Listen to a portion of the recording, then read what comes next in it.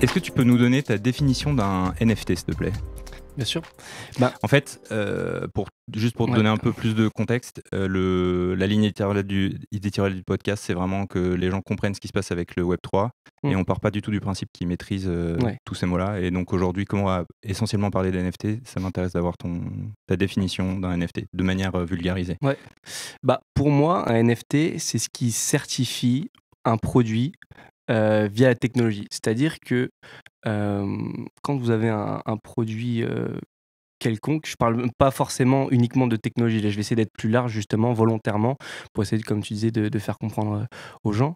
Quand on a un produit quelconque, si on veut prouver qu'il est authentique, aujourd'hui, il y a pas grand-chose qui le permet. Du coup, pour moi, un NFT, c'est vraiment une façon d'authentifier technologiquement quelque chose.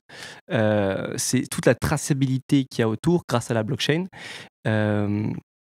Et donc, tout simplement de prouver comme je dis, l'authenticité de quelque chose. Voilà.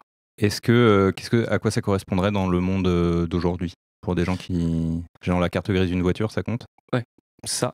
Mais ça, encore une fois, c'est un peu la terminaison du tout process.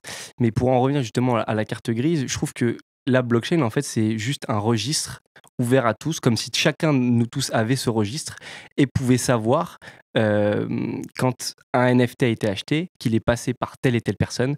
Et c'est juste ça, en fait, la traçabilité et l'authenticité.